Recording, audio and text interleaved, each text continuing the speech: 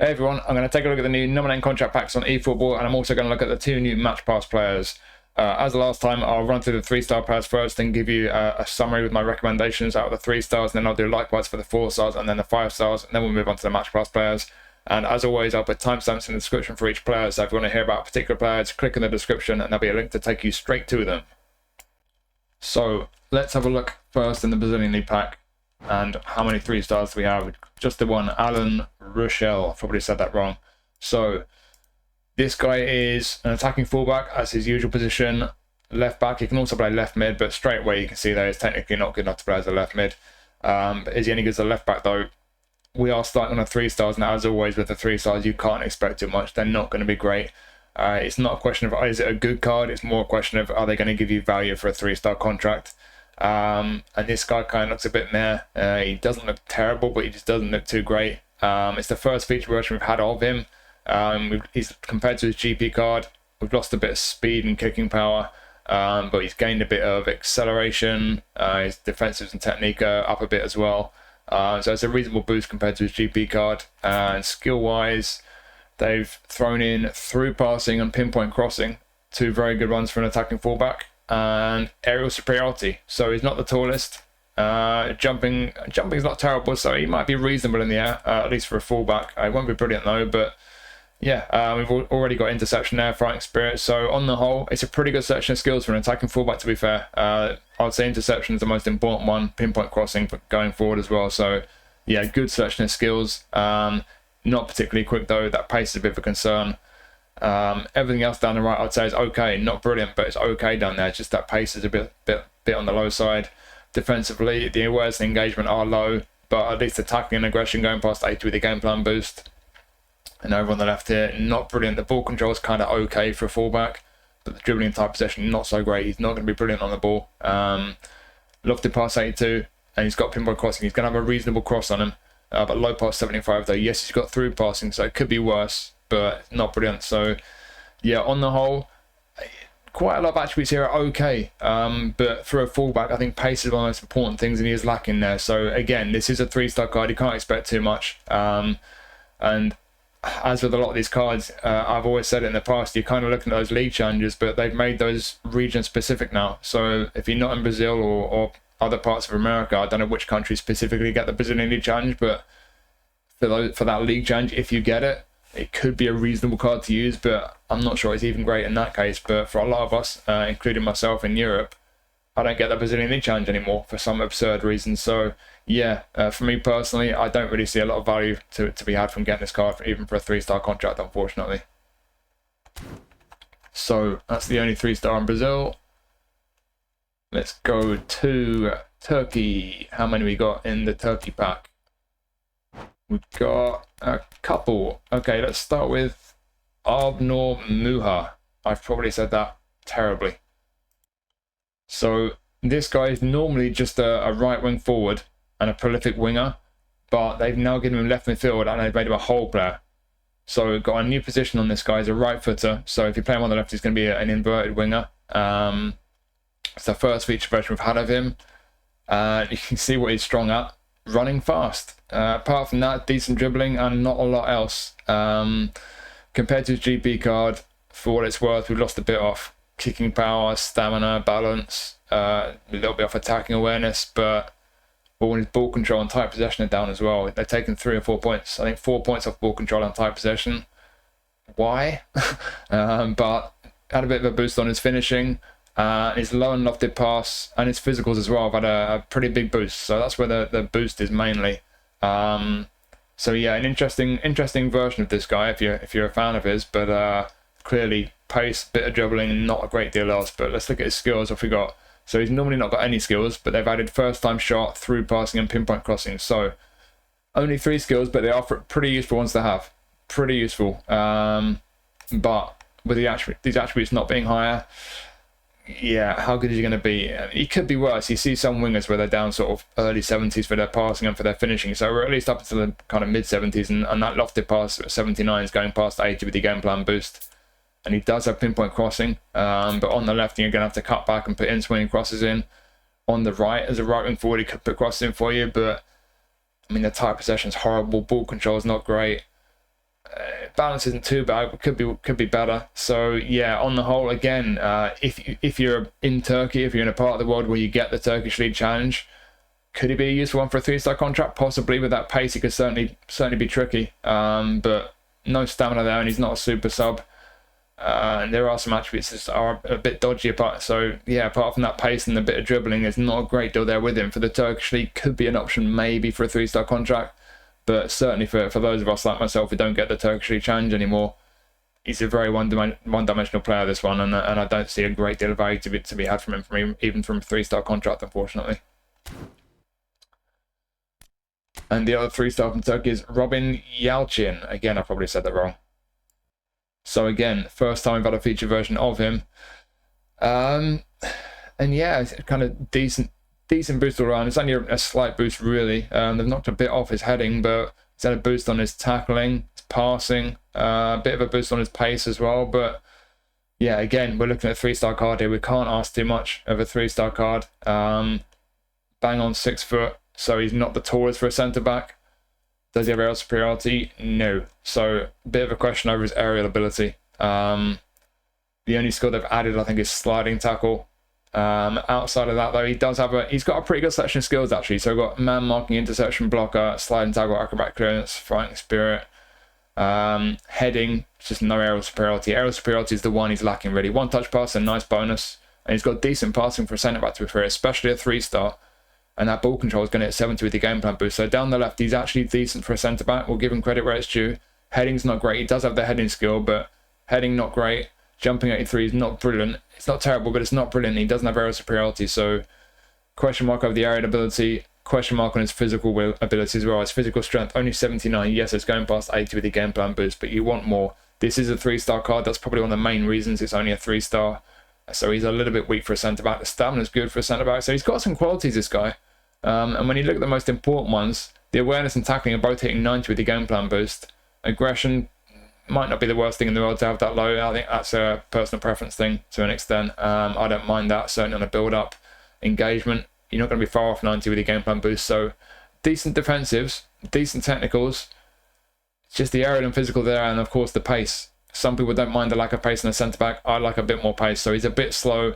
The aerial and physical are a bit weak. Outside of that, there are a lot of qualities with this guy. So if you get the Turkish League Challenge, this could be one that could give you a bit of value for a 3-star contract.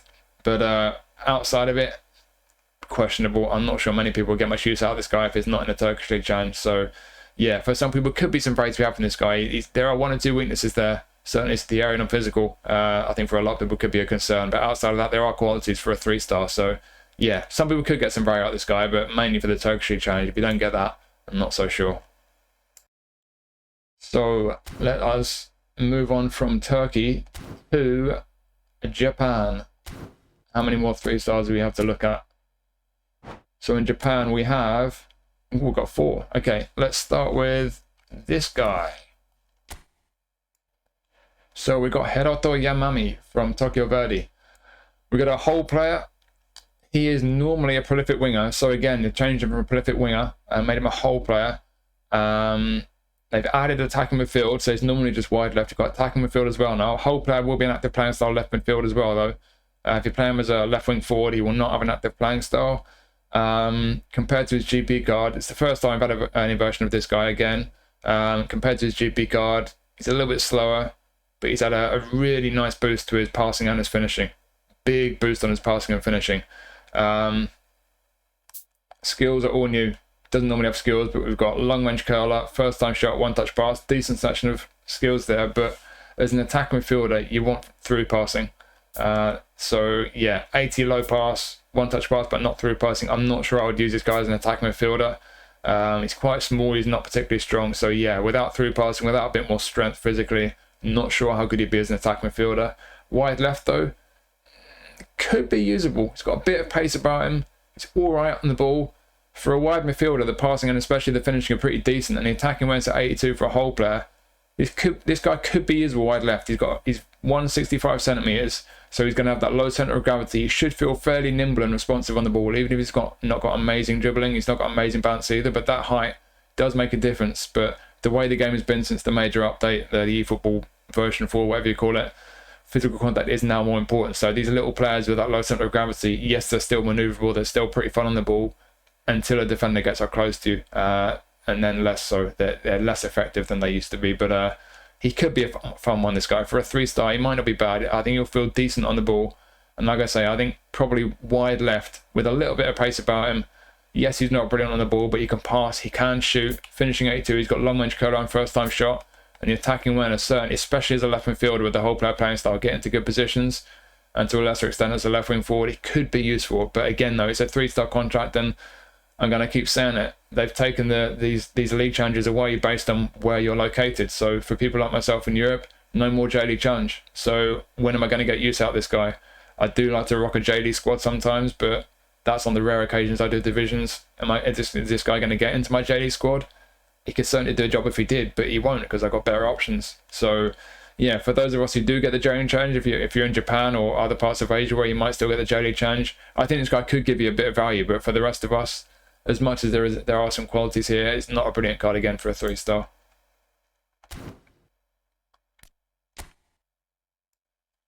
And now we've got Ryota Aoki, creative playmaker. I had a version of this guy actually. I think it was a 3-star, maybe a 4-star. It was a trainable one from one of those Showtime packs. And if I'm brutally honest, it wasn't very good. I got rid of it.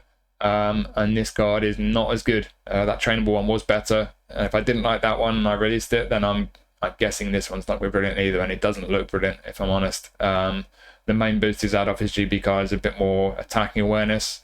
And skill-wise, they've thrown in long range curler, pinpoint crossing, and first time shot is new as well. So some good skills to add. He's got some end product with the skills now.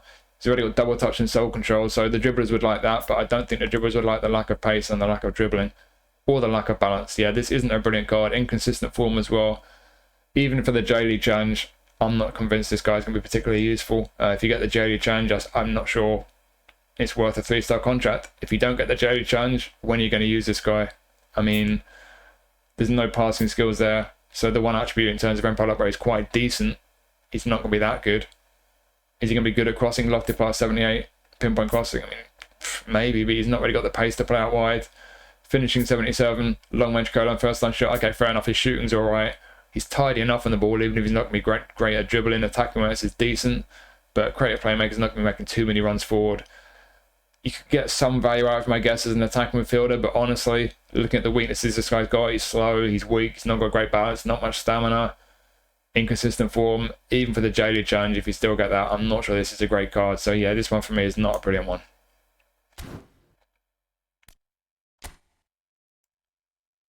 Now we have Takahiro Sekine. I've got a trainable version of this guy, and I like it. He's quick, he's nippy, he's got that low center of gravity. It's a better card than this one, but this one's got more acceleration actually, whereas that trainable one that I've got is a bit better on the ball. But it's not a million miles away, this one. It's still I think it's still a decent one, certainly for a 3-star contract. So he does have a bit of pace about him, especially with that acceleration that's been boosted a bit. They have, I think his dribbling's up a little bit as well, but ball control's down a bit, annoyingly. But yeah, it's a nice boost off his GP card if you do happen to like this guy, if you got his GP card. Pace, dribbling, a little bit of end product with the low and lofted pass, but finishing's not brilliant. What have we got skill-wise? So double touch and soul control, and then we've got heading. So what is he, like 5'7" or something? Jumping 63, physical 57, heading 62, and he's got the heading skill. Excellent. So he's going to be a beast in the air now. Not. We've got acrobatic finishing, we've got first time shot and through passing. What have they added? They've added heading. He must have scored a header last month, and I didn't see that.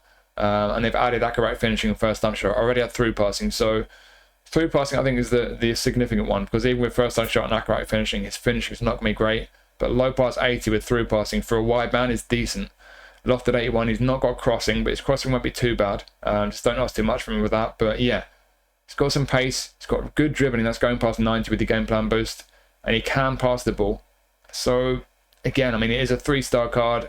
Probably the attacking awareness is the main reason he's not as low rated as he is. The finishing being a bit low as well. Those are probably the two main reasons he's as low rated as he is. But he's got some qualities. The balance I'd like to be a bit higher, to be fair. If he's going to be small and weak, you want a bit more balance. But Yeah, some qualities there. I think that for the dribblers, if you like a wide midfielder with a bit of pace and who can dribble, and he's got a bit of ability on the ball, certainly with his passing, then he could do worse. Again, though, it is a 3-star. He's got those weaknesses.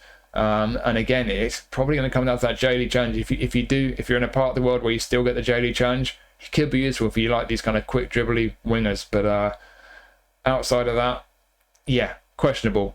Could get some fun out of this guy with the qualities he's got, but he's not going to be for everyone. But I think some people could get some fun out of him, to be fair.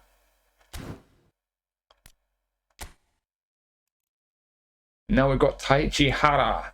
This guy's interesting. So he's a big physical guy. He's normally a target man centre forward, both in eFootball and in real life. I've seen him quite a few times lately. Kyoto have been playing very well since they brought in Rafael Borré. And they've got a front three now where Hara, even though he's a big physical kind of target man centre forward, he's been shifted over to the left a lot. So that's why they've made him a prolific wing on a left wing forward, which is a new position.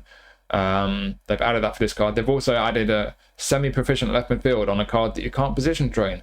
Thanks for that. That's really useful. But yeah, we've got a left wing forward now on this guy. We've still got centre forward, interestingly. There's been a previous trainable one of this guy. There's been one in one of those Showtime packs. That was better as a centre forward. Not so much as a left wing forward. Some stats higher, some lower. Let's have a look at his skills. So they've added long range curler, through passing. He does deserve that. This guy's actually for a big physical striker. I've seen him a few times and I like him. He's got some ability. He's got through passing. So they've added that.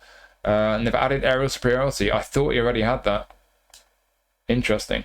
So yeah, heading, accurate finishing, aerial superiority, first time shot. If you're playing in wide left, yes, long range curler and through passing, useful ones to have. He's a super sub as well, by the way. That's a good one. But are you going to play on wide left? He's got some pace about him. That speed's getting up towards about 90 odd with your game plan boost. Is he great on the ball though? No. Again, this guy's a big physical striker.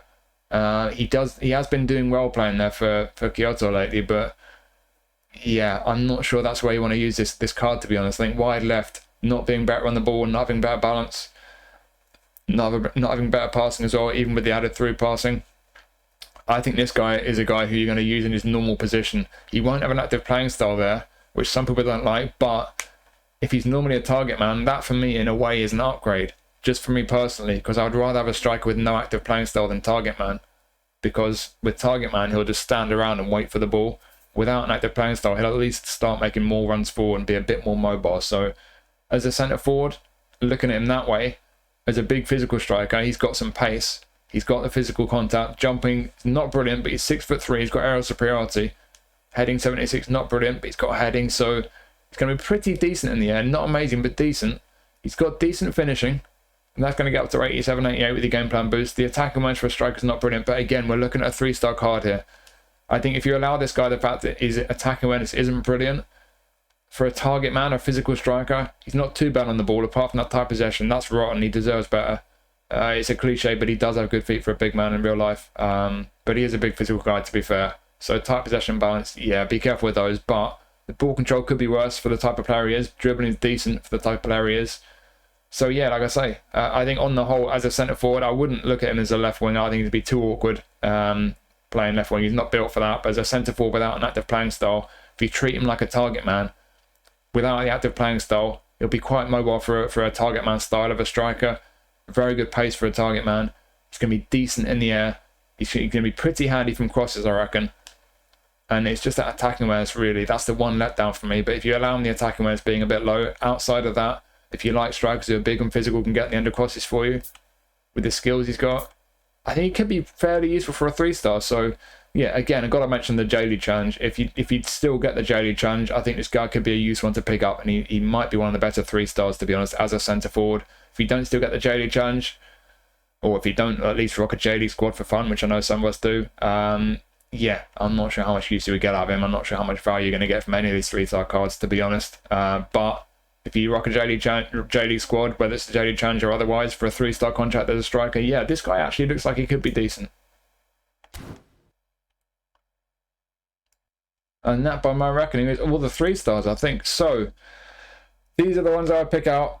that I would say you're most likely to be able to get some value from. Again, I know I keep saying it, but I'll have to keep saying it. For some inexplicable reason, they've region locked the league challenges. So if you're not getting league challenges for these leagues, which I'm not, apparently I don't get any of these league challenges anymore, then how are you going to get value out of any 3-star cards? I don't really know. But if you do, or like I say, if you do happen to rock a J-League squad anytime, a lot of us do like a bit of squad building, have a J-League squad for fun sometimes, Mexican League, Turkish, whatever, then you could get some value out of these guys.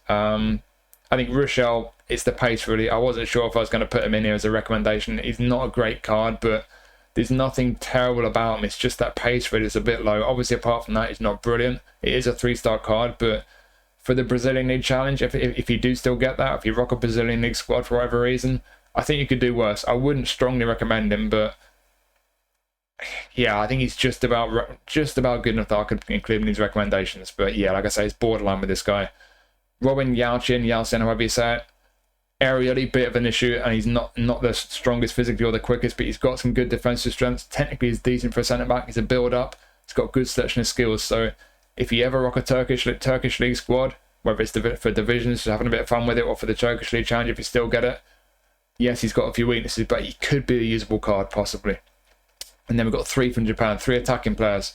I think Sekine, Yamami, both of them using them wide left, cutting inside. I think they could be useful. Again, for the J-League Challenge primarily, or if you rock a J-League squad, they could be useful. They're not brilliant cards. These are 3-stars, but out of the 3 stars, I think both of these guys, with the qualities they've got, I would probably go for Yamami over Sekine. I think Yamami's just got that little bit more ability with his passing and his shooting, whole player playing style from left midfield.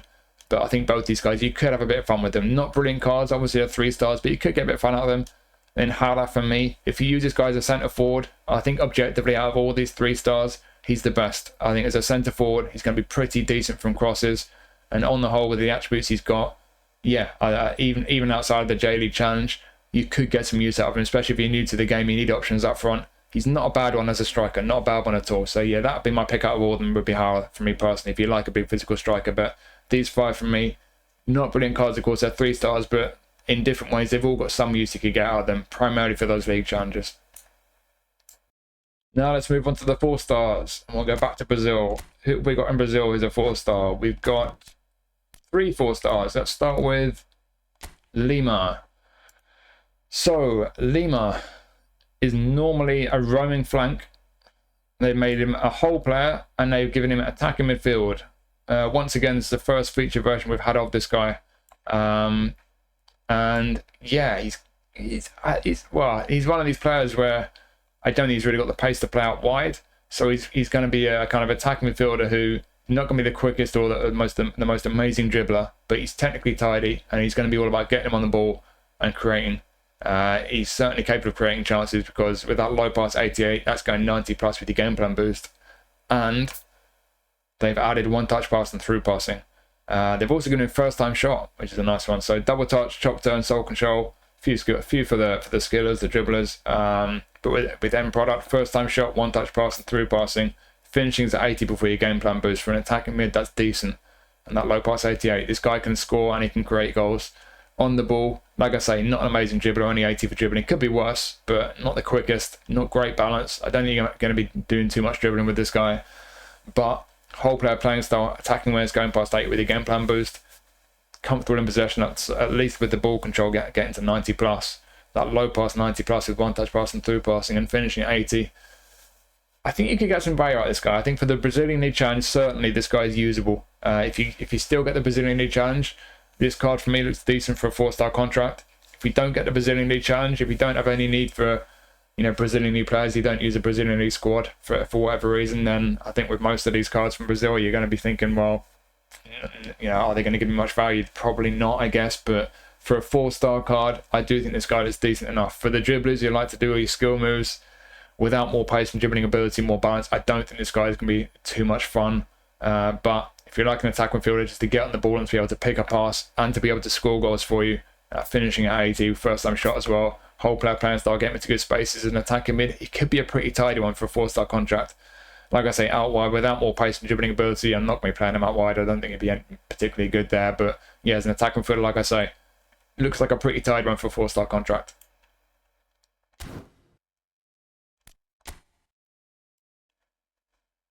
And now we have Richard Ríos. We've got a box-to-box midfielder, Colombian, from Palmeiras, and yeah, he's kind of all right. Again, first time I've had a featured version of him. Compared to his GP, what have they done? Given him a bit more awareness, finishing, physicals are up a bit. What have we got skill-wise? We've got one-touch pass, man-marking, interception, good. So some good skills added, but I'm looking for through passing. I like through passing on the centre mid. That's the one he's really lacking, but he's got a pretty good selection otherwise. One-touch pass is important for a centre mid. Soul control and outside curler are nice. Couple of skill moves, man-marking, interception, fighting spirit. Pretty good selection, just that through passing is lacking, really. And is he good? I mean, the pace is decent for centre mid. Physical contact as well, balance could be worse. I'd like a bit more on there. Stamina's not brilliant on a centre mid at 84. Defensively, he can do a bit of defensive work. He's got interception and man marking, but it's not brilliant defensively. On the ball, kind of okay. Passing, a bit on the low side.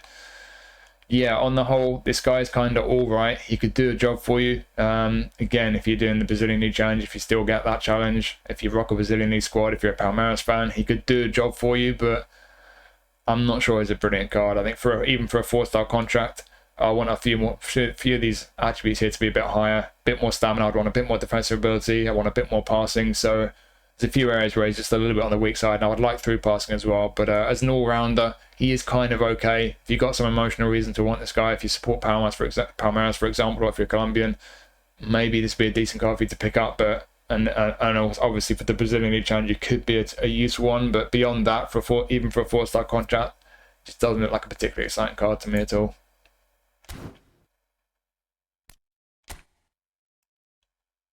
And now we have Luiz Fernando. Again, first time I've got a feature version of him. So, normally a prolific winger. They changed him to a creative playmaker. And they switched his registered position from left wing to left midfield. He's had a bit of a boost on his dribbling compared to his GP card, but the ball control and time possession are down for some reason. Bit less awareness and balance as well. What are they doing? Passing's had a bit of a boost, finishing's had a bit of a boost, his physicals and his pace have had a bit of a boost.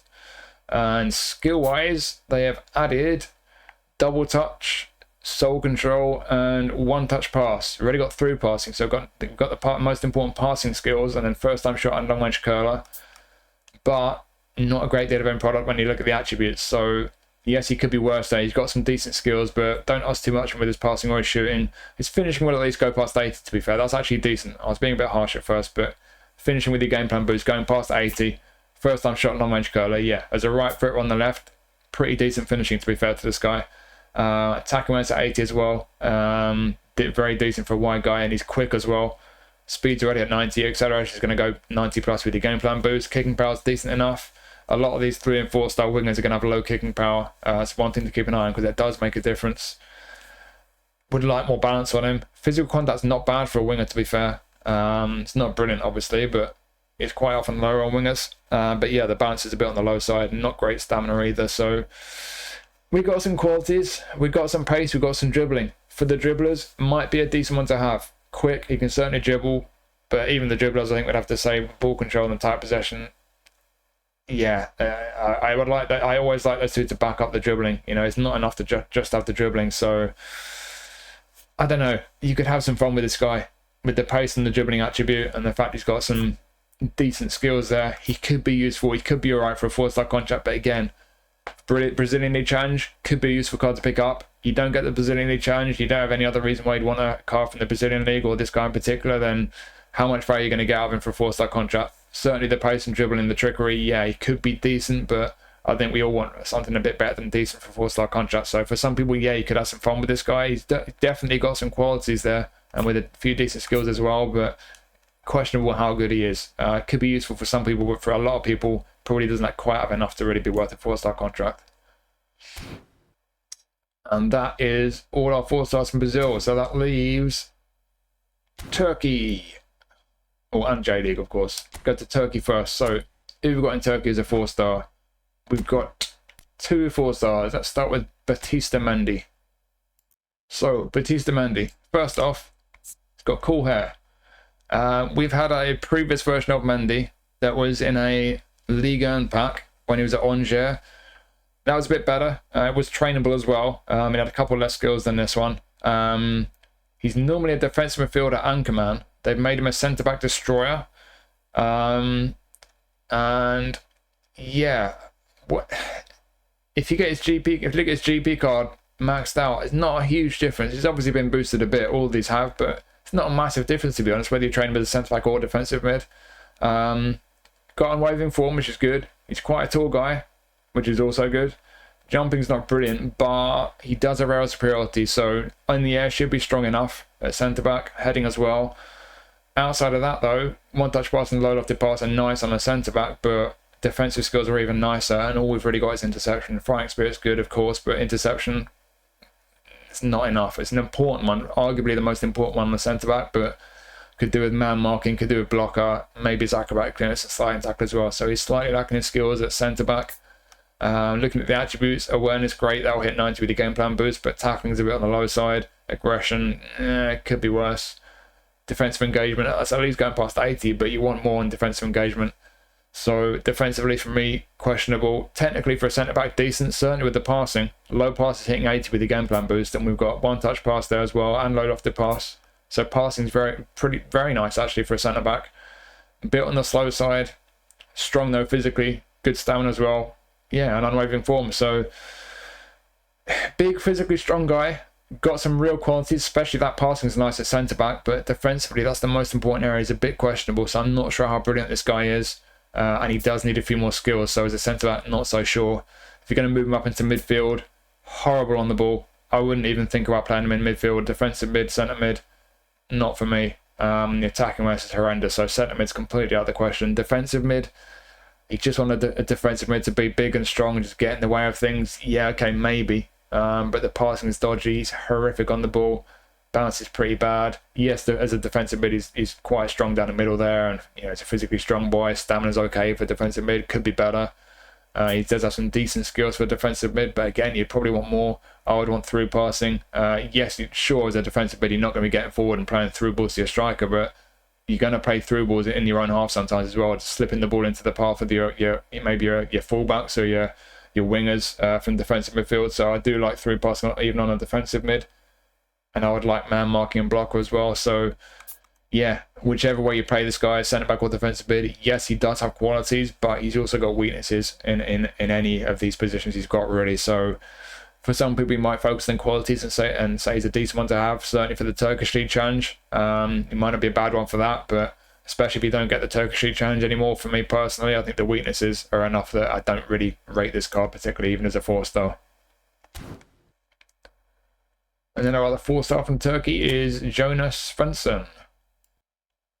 So again, first time I've had a feature version of him.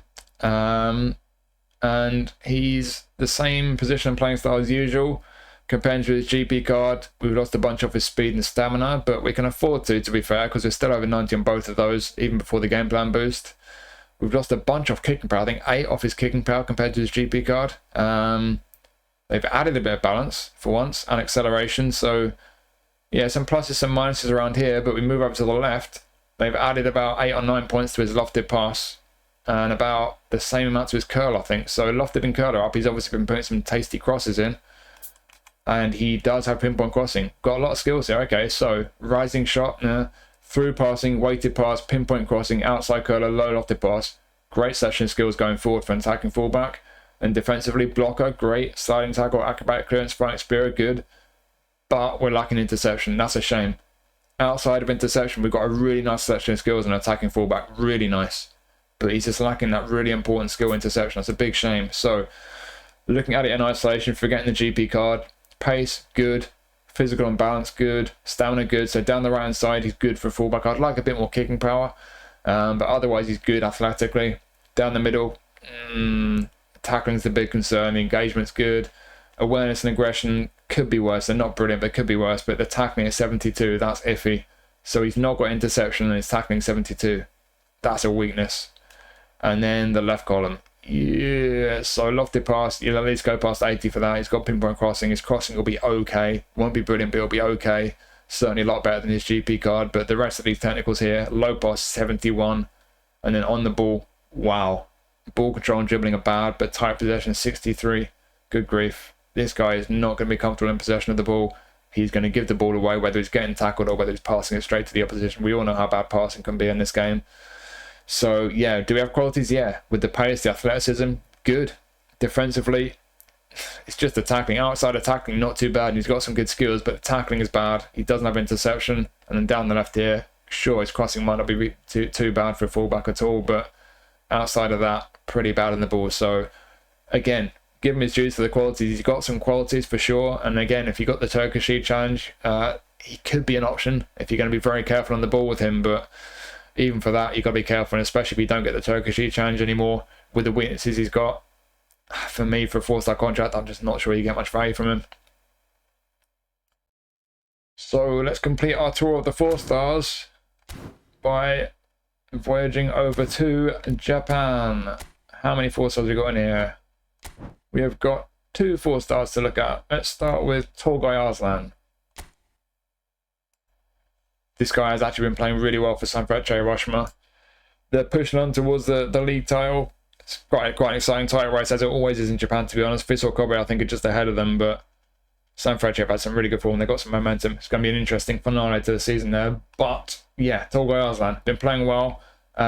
He's played a few positions. I've seen him play as a centre mid, attack mid, and wide left. I'm pretty sure he's wide left the last time I saw them play. He's normally an orchestrator. They made him a creative playmaker now. That'll be active at attacking midfield. He won't be active centre mid or defensive mid. They've actually given him SS as a semi-proficient position. So again, on a card where you can't position train him, that's really not useful. But anyways, compared to his GP card, what they've done, a bit more finishing on him and awareness as well. It's not surprising to be playing in a more kind of attacking role than he normally does. He's got a boost on his physical contact, his acceleration as well. His lower body attributes are down a bit. So yeah, let's get skills before we go any deeper on the attributes. So they've added first time shot, again, not surprised. They've added penalty specialist, great. What we got there, double touch, cut behind, sole control, and then we've got first time shot and one touch pass, but we don't have through passing. Big miss, that's a shame. No look pass, whoopie do. Low lofted pass, penalties, they've added that, and sliding tackle fighting spirit. So okay, defensively, we've not got interception or anything else really apart from sliding tackle. Going forward, pretty good, but we need through passing. So big concern with the skills already. So as a defensive mid, without more defensive skills and without more defensive ability, not a chance. I'm not putting him anywhere near there. Centre midfield, apart from the fact he's not got through passing and he's not got interception, his stamina absolutely sucks. So I can't see this guy as a centre mid either, unless you're just bringing him on late in the game. Attacking midfielder with the creative playmaker playing style active, yeah, that's where you could get some value out of this guy. So he's not the quickest. He's not going to be an amazing dribbler, but the ball control and tight possession are decent. Low pass is decent, if not amazing. Attacking whereas we go past 8 with the game plan boost, that's good. Finishing is only 73. They have boosted that, but it's still not brilliant. So don't ask too much with the shooting. The balance isn't too great, but physical contact as an attacking midfielder is not too bad. But as an attacking midfielder, we need through passing. We don't have it. So passing is all right, but I think most of us want our passing on our attacking midfielders to be better than all right. For me personally, I want up to hit 90 with the game plan boost. So not quite as good as I'd like with the passing attribute, and he's not got through passing. His finishing is not brilliant. So yeah, he's got some quality to be tidy enough on the ball. He'll have reasonable passing, but when it comes to the through passing and the finishing is not that great, balance could be higher. Ultimately, even for a 4-star contract, maybe he's a useful one as a centre mid or attacking mid if you do the J League challenge. If you still got that challenge, if you ever rock a J League squad, could be a useful one to have. But ultimately, I just don't think he's that great in any position, even for a 4-star, to be honest.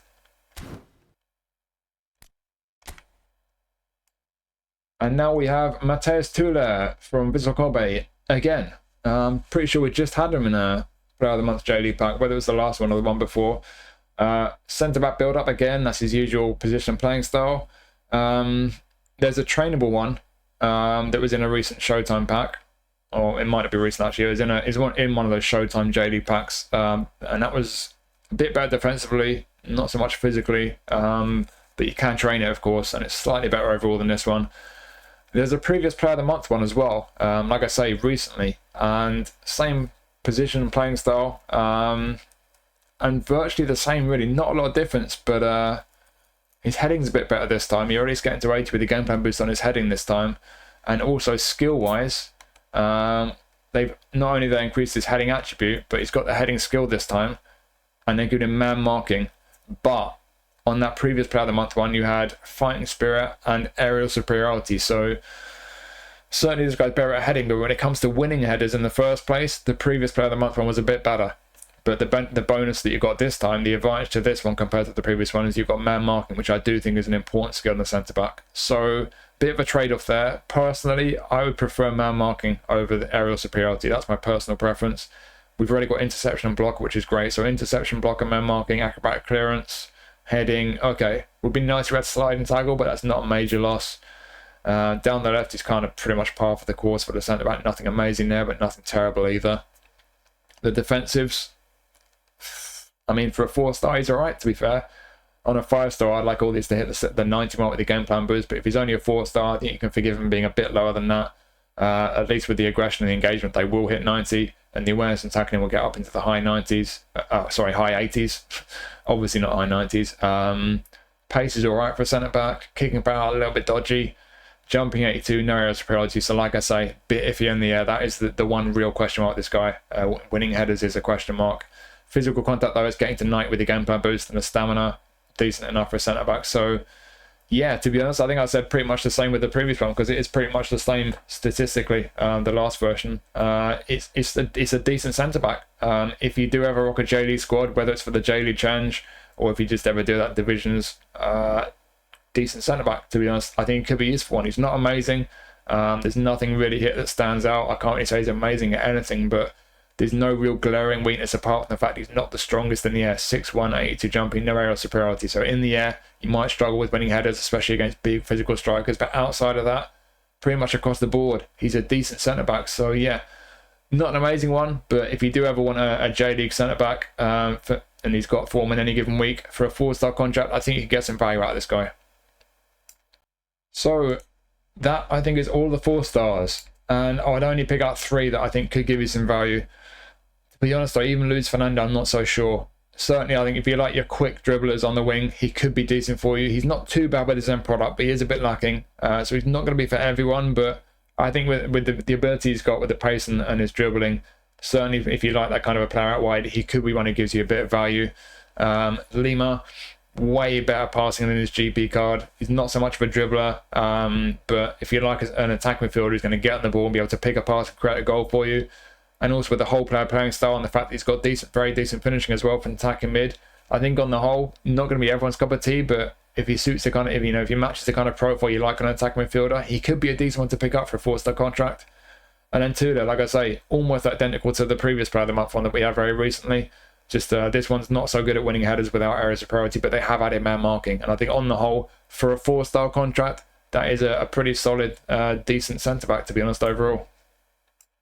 Right, time for the 5 stars, and let's start in Brazil, because we have 2 5 stars in our Brazilian League pack. Let's start with the striker. We've got Rafael Borré. So Borré, we've had him previously. I'm not sure which pack it was, but there was a trainable one in some kind of, one of the legend boxes. Went to about the same level. Stats are shuffled though, some higher, some lower. Compared to his GP card, lost a bit off his balance, but fairly nice boost elsewhere, to be honest. It's not a bad card, this. Skill-wise, they've just added a long-range curler, but outside of that, the skills he's already got, first-time shot and acrobatic finishing. He's got track back and fighting spirit. Not going to be everyone's cup of tea, track back, but yeah. Got the most important one, first-time shot, acrobatic finishing is nice, and long-range curler is certainly a nice one to add. He's not got heading, he's not the tallest guy though, so he's not going to be great in the air. And the aggression and defensive engagement, decent actually on the centre forward, that's interesting. So aggression, defensive engagement, and he's got track back. If you like a striker to kind of to hassle with the defenders and stuff, yeah, it could be a nice bonus for you. But one negative, I've got to say it like I always do, he's a goal poacher and he's slow. He's not desperately slow, but he's nowhere near as quick as I'd like a goal poacher to be.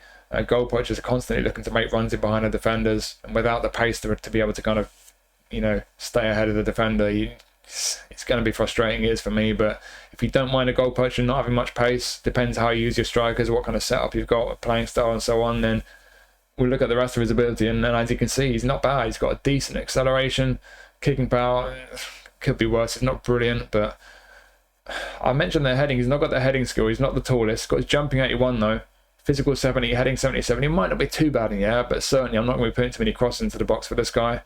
Balance could be worse, I guess. It's not brilliant. Stamina's all right for a centre forward.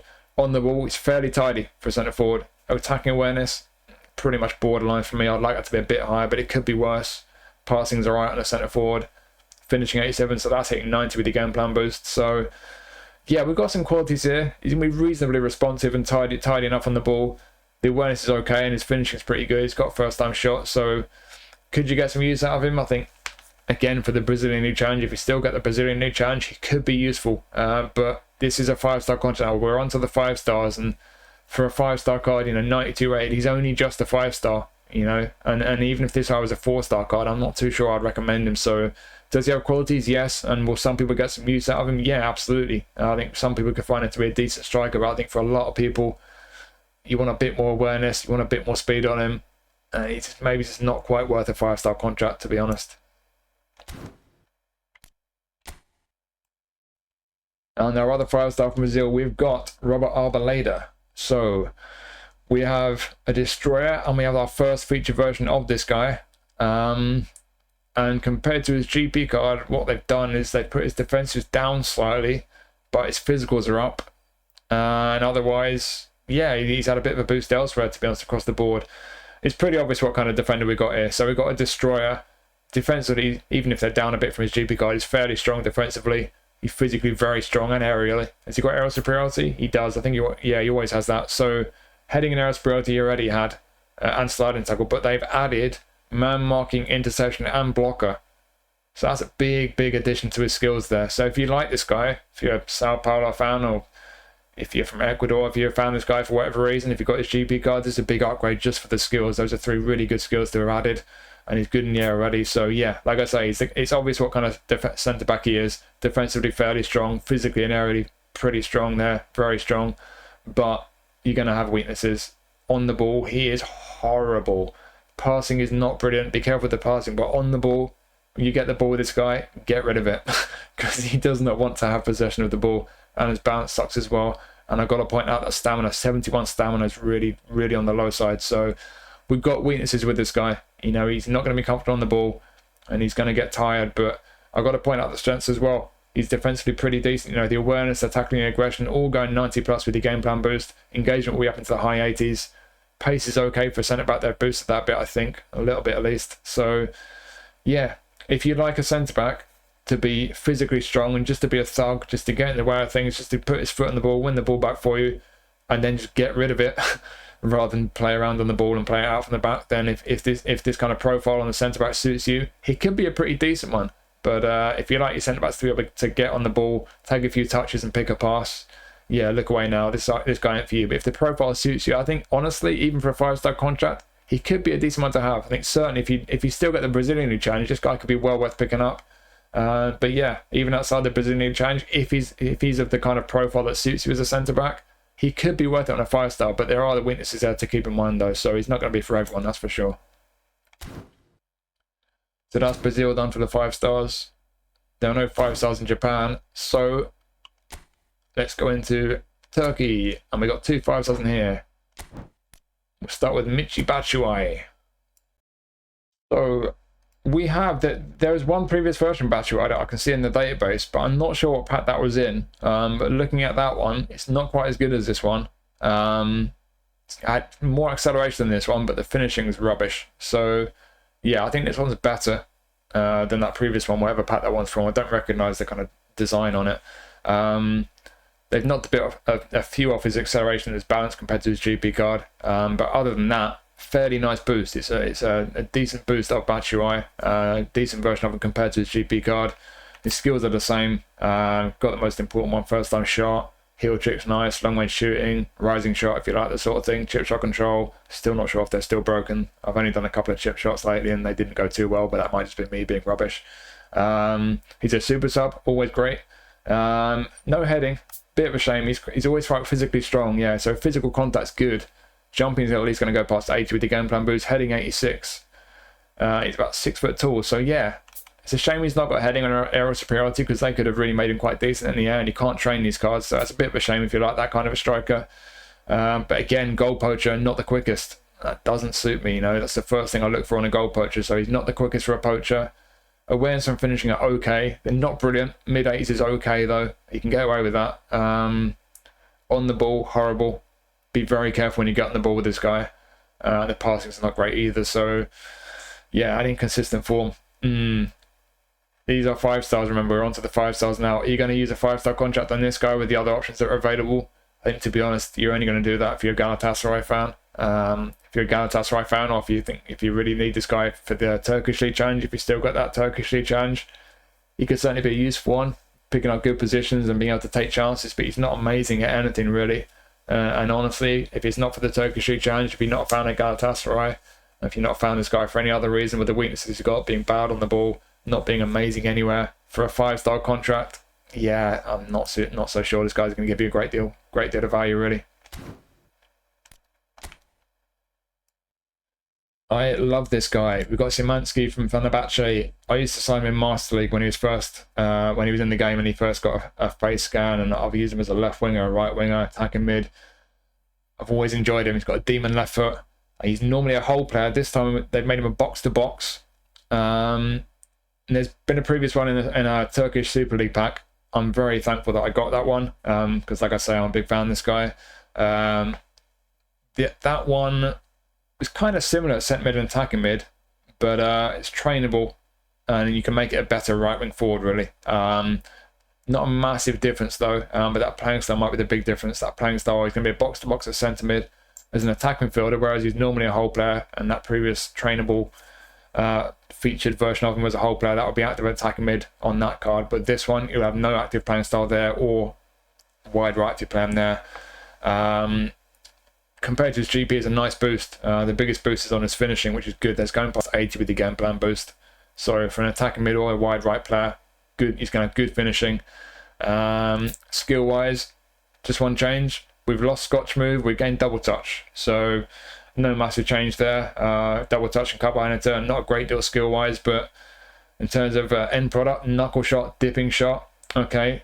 I would like long range shooting. I'm pretty sure I put that on my version of him. But the finishing is decent, going past 80 with the game plan boost. So he's going to have a decent shot on him, knuckle shot and dipping shot. And then heel chick's always a nice one to have, as is outside curler. One touch pass, a good one. But as with other versions of him, no through passing. I've had to put that on mine. With this one, sadly, you can't train them. So you can't give him through passing. That's a big loss. And then defensively, as a centre mid box to box, do we have interception? No, we don't.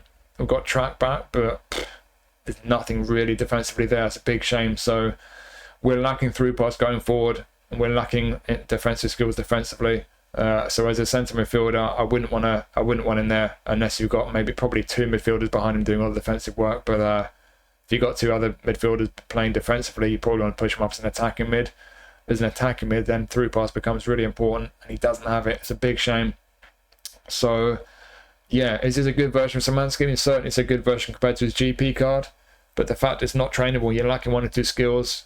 The question is, what position do you play him in? And then is he strong enough in any given position? For me, like I say, centre mid, defensively not strong enough. Attacking mid, I'd like through passing. Wide right, maybe. I think as a wide right, I'd probably look for long range curler more than anything. He doesn't have crossing either. And again, still no through pass. So, I don't know. Wide right might be where he's best. I don't know. I think attacking mid or wide right, you can get some value out of him. Kind of average pace. Balance, I'd like to be a bit higher. He's all right on the ball. Passing's decent. It's not amazing though, especially without through passing. Finishing's pretty decent, but yeah, on the whole, I think you'd have to say, objectively, it's a decent card. He's got some decent attributes there. He could be a kind of useful one to kind of slot in if you need a player in a particular position. If you've got a Turkish League squad for the Turkish League Challenge, for example. But outside of that, without 1 or 2 more important skills like through passing, without being amazing in any particular area, yeah, and especially the fact that I've got a trainable version which I've made better with the skills and positions I've put on it, I'm not sure this is a really great value card for a 5-star. There are people who are a fan of this guy, certainly Fenerbahce fans as well, might be very keen to pick this card up, but for the rest of us, not a bad card, but it's just not a particularly great one. For a 5-star contract, I don't think it's going to represent the best value for you. So, that's all the 5-stars from the Player of the Month packs. Now let's have a look at the trainable ones from the Dads Who Are Good at Football pack. We've got 6 in here. Let's start with Daniel Maldini. So, son of Paolo Maldini, of course. We've got inconsistent form, but these are trainable cards. We're going to go take a look at them on eFootball Hub. We're going to see how good they actually are. So, straight over to eFootball Hub. Let's have a look at Daniel Maldini. And we'll max him out and boost him up. And he's alright. He's not amazing. Obviously, he's 92 rate before the game plan boost, so barely a 5-star. Decent pace, decent balance. Pretty nice on the ball. Passing is okay. Depends where you play this guy. So we've got a creative playmaker. That play style is going to be active in all three of his positions. Attacking mid, wide forward on either side. In terms of the other positions, he's not going to be strong enough defensively as centre mid. I wouldn't position train him for that. You could do SS and it'd be similar to how he's going to look as an attacking midfielder. Likewise, left mid and left wing will be pretty similar. Position training for centre forward, I wouldn't recommend. You can't make him good enough with his awareness and his finishing to do that, really.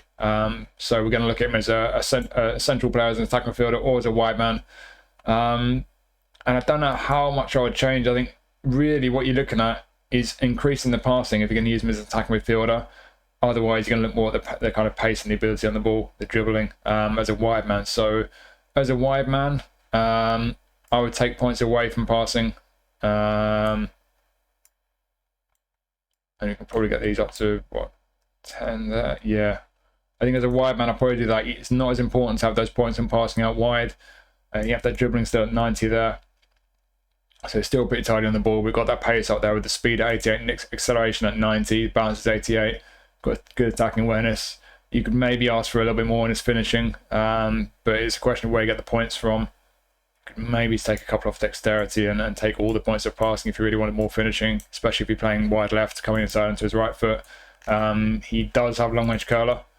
Outside of that, though, scissors feint, cut behind and turn, and then heel chicken outside curler, nice ones to have, but we need more in product with this guy. Wide left, long range curler, I think you can get away with just that, but you could do with one touch pass and through passing, especially if you're playing as an attacking mid.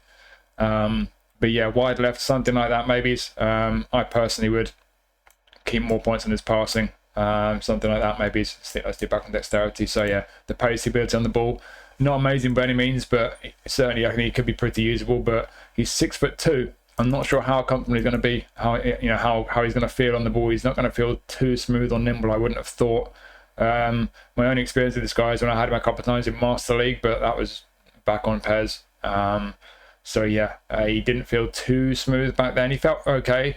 So yeah, I think that's really what you're looking at here. He looks okay. He's probably going to be an okay kind of player as a wide man, just not an amazing one. And as I mentioned, as an attacking midfielder, what would we do? So take a bunch off here. What we're going to do, we'll leave the attacking when it's at 80.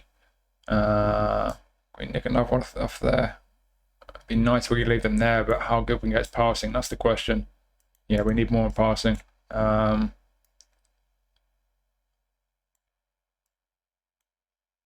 probably do something like that. It's a shame to be dipping below 90 on anything really, but he's still fairly nice on the ball. Still with the attacking awareness at least at the 80 mark. That low pass up to 88 now.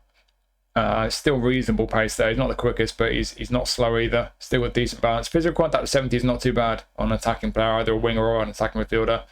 Stamina's not great though. And like I say, you will need to give him one touch pass and through passing, especially if you use him as an attacking midfielder. So yeah, this isn't a bad card, but it's not a particularly exciting one either. I'm pretty sure it's the first time we've had any feature version of Maldini. So if you're a fan of this guy, then you may well be keen to pick this card up. But as much as it's not a bad card, it's not an amazing one either. So I think for a lot of people, for a 5-star contract with the options we've got, even if it's not a particularly amazing selection on the whole, it probably isn't going to be one that a lot of people go for really. And before I forget to mention, his GP card has not actually had a massive boost compared to his GP card either. It is a boosted version of him. Of course, it is better than the GP card, but not that much better. So it's another reason why you might not want to pick this card up, although, like I say, it's not a bad card by any means. So next we have Giovanni Simeone, son of Diego, of course. So let's max him out. Fully boosted. What are we looking at? We're looking at a fox in the box. And he's kind of a decent all-rounder. He looks kind of all right. We've had a player of the week and a trainable version as well. I'm not sure what pack that trainable one was from, but this one is a bit better. Not massively, but it's a bit better than them. Again, like with Maldini, not a massive boost from his GP card, but he has been slightly boosted. It is a better version. So yeah, as a fox in the box, kind of decent. He's not amazing. You don't need too much pace, so the pace is fine on the Fox in the box for me. Kicking power's okay. Decent jumping on him. He's only 5'11" though, so he's not massive. He's not going to be brilliant in the air. Does he have aerial superiority? No. So skill-wise, we've got heading, we've got acrobatic finishing. So both those will be useful from crosses, but you might want to put aerial superiority on him. Fox in the box for me, I've said it before, that playing style for me is the most effective playing style on strikers. If you want it to be getting on the end of crosses, they seem to time their runs really well. First time shot, crucial, obviously. Track back, if you like the sort of thing. He's a super sub as well, nice. So yeah, skill-wise, maybe you want to put long range curler on him, but I think aerial superiority will be the one skill. If you're going to put one skill on him, that'll probably be the one for me. But yeah, looking at the attributes, awareness good, on the ball, not brilliant. Be careful on the ball with him. Passing's not great either. On a Fox in the box, they do tend to drop into the build-up a little bit. They're not so quick to make runs in behind the defence like goal poachers are. They will be available to kind of feed the ball into them. So if they are ever going to be getting involved in the build-up, you're trying to kind of play off them, you might want a bit more ability on the ball with a Fox in the box. So that might be a concern for you around there.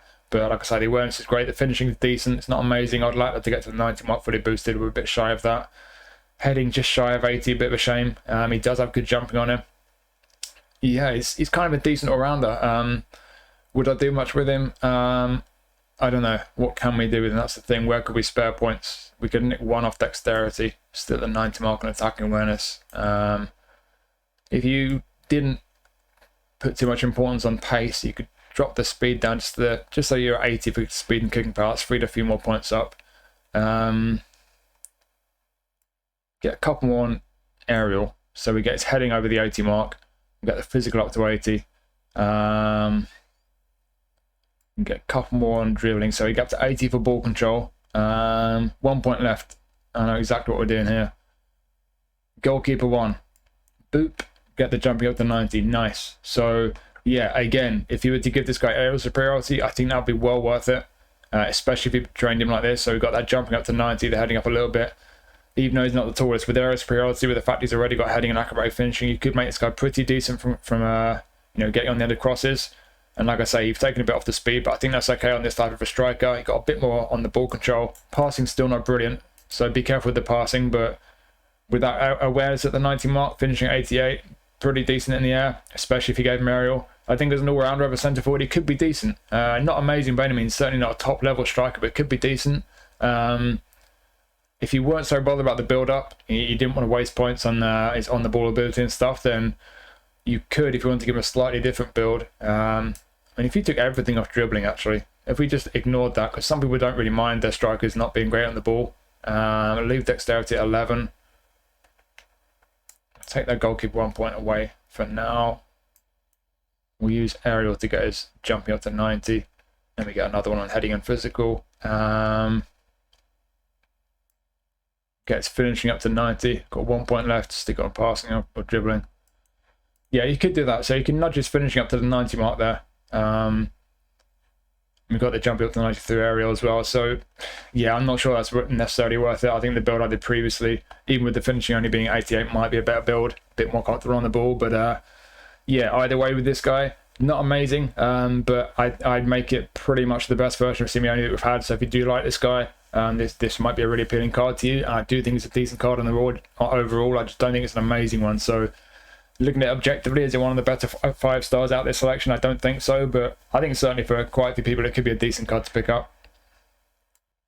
And now we have Kasper Schmeichel, son of Peter. So let's max him out, boost him up. What we're looking at? We're looking at a decent keeper. So the best previous one was a trainable one from a Ligue 1 pack, French League pack. I would say this one's slightly better. There's been a couple of Player of the Week versions of Schmeichel. There was a Player of the Week when he played for Nice, which was pretty similar. A few points slightly higher, a few slightly lower, pretty similar on the whole. And in fact, there was one Player of the Week from a national team, an international week when he was playing for Denmark. And although it isn't necessarily better at first glance, when you look at the overall ratings and stuff, if you look at the core goalkeeping attributes, it is better. It's just the jumping. That's what they do with those Player of the Week cards. They keep the overalls back from going too high by nerfing the jumping. We know this by now. So yeah, that Player of the Week Denmark card of Schmeichel's, you might consider that one better than this one. with the core goalkeeping attributes being a bit better. But this is a good version of Schmeichel, to be fair. So, yeah, he's had a decent boost from his GP card. The biggest boost he's had is on his reach. That's where he's got the most points compared to his GP card. And he's pretty decent. It's not amazing, but we've got 90 awareness. Catching and parrying aren't too bad. Reflex is just shy of 90. I wonder if we can get that to the 90 mark. I reckon we can. Reach 88 is alright. He's about 6'2", 6'3". So yeah, reasonable height and reach. And then jumping's good. Certainly compared to Player of the Week goalkeepers, it's great.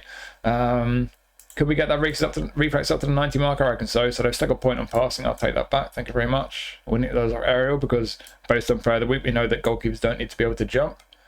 But his reflexes, that one. Bosh. Got 2 points left, stick him straight back on aerial. I guess the jumping and physical back up to 80.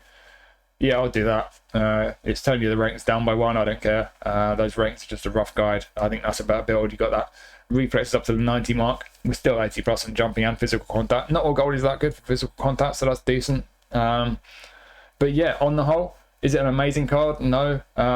Is it going to get into a lot of people's teams straight away? No, I think a lot of us have legends and might have better goalkeeper cards, but if we need an option in any given week, or if you just don't have any goalkeeper options, or certainly if you're a Celtic fan, if you're a fan of Schmeichel for any reason, this isn't a bad keeper card. You know, the awareness and reflexes at the 90 mark, catching and parrying certainly could be worse, and the reach is decent. So yeah, amazing card, no, but a very usable goalkeeper, yeah, I think you could do worse.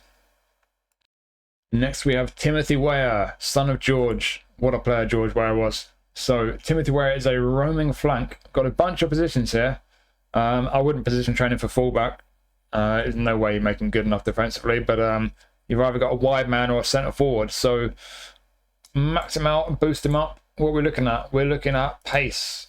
Got great pace. Outside of that, not a great deal going on. So what we had previously from where? We had a World Cup Player of the Week card. And that was a goal poacher of right wing forward. Weird. So he's a right wing forward with goal poacher playing style. The kind of training points are allocated. I mean, obviously you can't train those cards, but the way it was built with the attributes, some higher, some lower than this, it was an alright card, but this one's better, I think. It's had a decent boost from his GP card. Nothing amazing again, but a decent boost. It is a good version of him.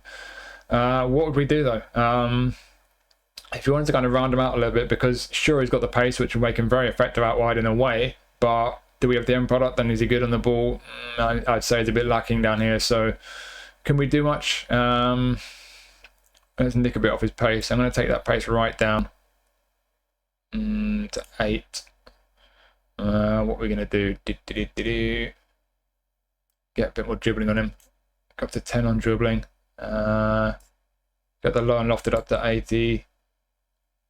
We're not just finishing up. Let's nick another one off speed. You don't need that speed, do you? There we go. Get the finishing up to 8 as well. I think that looks a lot nicer. So still in the 90s for speed and acceleration. Kicking past it okay. Balance is okay. Would like it to be a bit higher, but we have got the dribbling up to 88. Ball control and type possession both 80 plus. They're both a little bit on the low side, but the dribbling is good at least. And the low lofted pass and finishing, all those 80 plus now. And the attacking where it's 82 is good. He's a roaming flank, so a roaming flank will drift inside and take up some interesting positions. I actually really like that playing style. I think it's quite an interesting one. And one of the good things about roaming flank as well is that it's an active playing style both at wide midfield and as a wide forward. Prolific winger is only active as a wide forward. Whole player is only active as a wide midfielder. But roaming flank is one of the playing styles that will be active whether you play him as a wide forward or as a wide midfielder, which is good. But yeah, I like the movements they make roaming flanks. So yeah, is it a good one? Coming off the right flank, they've got him down as a right sider. He's right footed. Can he cross? Not really. He's not got pinpoint crossing. And he's lofted pass at 80, so his crossing won't be too bad, but he won't be brilliant. I don't think I'd use him as a right winger. You could give him pinpoint crossing, but to get his crossing ability good enough, he'd have to scrimp even more points from elsewhere to get it higher than that, so I'm not sure it's worth it. Looking at the skills he does have though, chop turn, great. Soul control, nice. Rising shots, acrobatic finishing, heel trick, first time shot. Some good skills as a striker where he can play. We'll have a look at that in a second. Gamesmanship, okay. Super sub. We've got a pacey super sub. Never a bad thing. So a pacey super sub in any attacking position could be handy. But yeah, in terms of positions, wide right, like I said, I don't think I would use him there. Wide left, maybe. If you're going to use him wide left, you could use this build with the pace, a bit more ability on the ball. He doesn't have long range card, does he? No.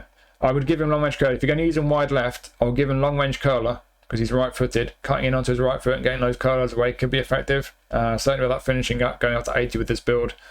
Could we make his finishing any better? Could we make him better on the ball? What could we do? If we just said that passing is not so important, if you're just going to focus on playing this guy as a wide forward, getting into good attacking positions to get shots away, let's get his dribbling up to 90. Boom. Bit more dexterity as well. You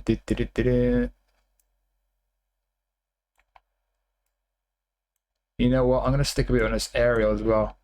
Just because. That's just a slightly different build for you. So still in the 90s for his speed and acceleration, at 96 acceleration, balance in the mid-80s. We've got the physical up to 70 just because we can. Dribbling's up to 90. We're not worrying about passing with this build, but we've got that finishing at 80.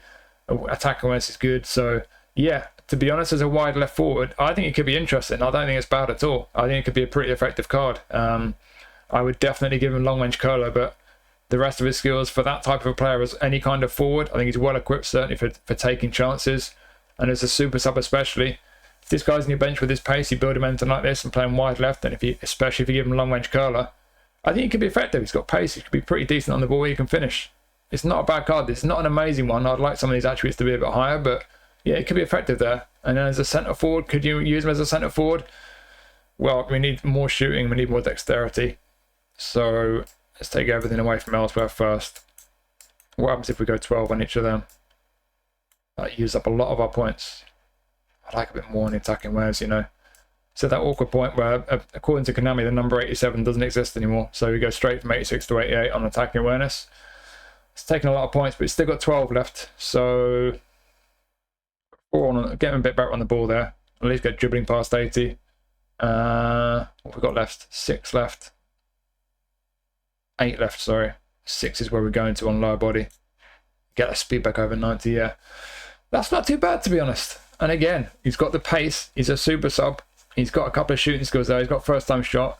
Could you use him as a centre forward? Yeah, you could. If you're gonna get him in behind the defence, sure, he's not a goal poacher, but you could certainly still get him in behind the defence and make use of that pace. Good balance as well now with so many points on his dexterity. Awareness and finishing 88. I like them to both be at 90, but we're not far off it. He's not too bad on the ball, certainly with the dribbling. The passing's not actually bad for a centre forward, to be fair. So yeah, I think you've got a couple of ways you can use this guy. I don't really rate him too highly as a wide right player, but as a wide left forward, especially if you gave him long range curler, depending how you build him, I think he could be pretty effective there. As a centre forward, if you like a pacey centre forward, especially if you like him on your bench with super sub, he could be useful there as well. So yeah, a couple of ways you could get some good use out of this guy. I don't think he's an amazing card by any means, no matter which way you use him, but certainly a couple of ways you could use him where he could be a decent card and he could be worth picking up for you. Next we have Francisco Conceição, son of Sergio. So again, max him out, boost him up. What we're looking at here, we're looking at a pretty interesting looking card. We have got another right midfield roaming flank, the same position and playing style as Timothy Weah, but he's a bit different and I would say he's a bit better. So he's a left footer for a start. He's only got right side. He can position training for the left. We'll come back to that. In terms of the abilities, pace, balance, it's a decent boost from his GP card that he's had. Mainly the balance. The balance is the attribute they boosted the most from his GP card, and it's the first time we've had a feature version of him, I think, as well. But yeah, we've got great pace there, got great balance on the ball there. Ball control is almost at 90, but look at the dribbling and tight possession at 96. That is really nice. Attacking when it's at 80 is very decent indeed. Low enough to pass. Low pass could be worse. I'd like it to be a bit higher. We'll try shuffling that around a bit. Low to pass at 83 is decent. He does have pinpoint crossing. It's got a pretty nice section of skills here. So we've got double touch, Marseille turn, cut behind, Scotch move, soul control. If you gave him flip flap, you'd have the ball roll double touch. The dribblers will be very pleased with that. Long range curler, through passing, pinpoint crossing. Outside curl is a nice one as well. Gamesmanship there. You probably need gamesmanship, to be fair, because he's physically weak. He's going to get knocked off the ball pretty easily if you allow the defender to get up close to you. But with all the pace and how nimble he is and how good he is on the ball, he should be pretty well equipped to be able to keep your distance from defenders. This guy looks like he's going to be very fun on the ball. He's very short as well, 168 centimeters. So you've got that low center of gravity, great pace, balance, trickery. This guy could feel very nice on the ball. So yeah, would you do much with the way the points are allocated? I'm not sure it's a great deal you want to do. Looking at him primarily as a right winger, left footed, cutting inside to his left foot, hitting those long range curlers. I think the one concern is the finishing. That actually is a bit on the low side. So where do you spare the points from elsewhere? That's the question. Let's just first do a build as a kind of wide forward where you're not worrying so much about the passing and you just want to make that finishing a bit better. So what do we do? Take that passing down, go to 4. In fact, I'll leave that at 5 because I want that lofted pass staying at 80. It's nice to be at the 80 mark. He's got pinpoint crossing as well. Let's get nudge that dribbling up. Nice. Ball control up to 90. If we take 1, that is 1 point on defending. We've just taken back there. We nudge shooting up by 2.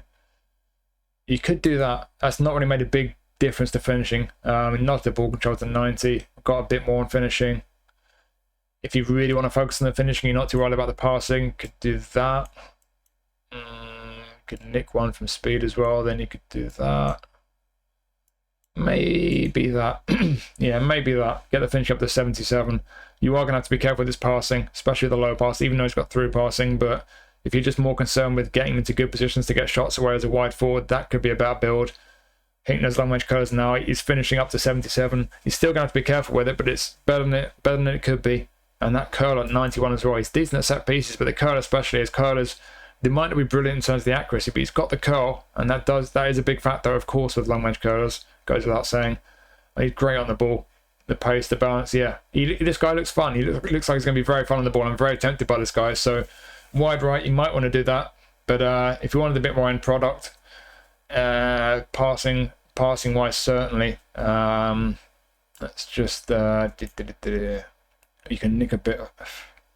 It's the dribbling, really. It's the dribbling where you can spare the most points. Obviously, it's a bit of a shame to take away from there. But if you take that down to 8. Get that passing back up. Can we get the low pass to 80? Not quite. Nick another one from dribbling. 1 point spare. Stick on aerial. We'll make him a physical beast. Yeah, you could do that. If you want more end product, that might be a better build for you. So a couple of builds for you there. The first one, more about the pace, the trickery, and being able to get to kind of finish chances for you. We've still got the finishing not far off where it was on that last build, but we've got the low and lofted pass up. We've got low pass up to 80. He's got through passing, remember. Lofted pass at 85. And again, he's got pinpoint crossing. Still very nice on the ball. Still got the pace and the balance. And I did mention left wing. If you position train this guy for left wing, he could be a very decent old school winger putting crosses in. So with his crossing now, he's got pinpoint crossing, 85 lofted pass, 90 curl, 80 kicking power. You could have a pretty nice cross on him. So that is an option for you. Obviously, it depends how many position trainers you got and how many it takes you to get the position you want. In my case, that would be about 70, but you might get it in 1. You never know. So that is an option. Could be a very nice, tricky, old school left winger. But certainly as a right winger, as an inverted winger, with his pace, balance, ability on the ball, whether you go for more end product here and sacrifice a bit of dribbling, or if you stick with something closer to the auto allocation and have him fantastic on the ball.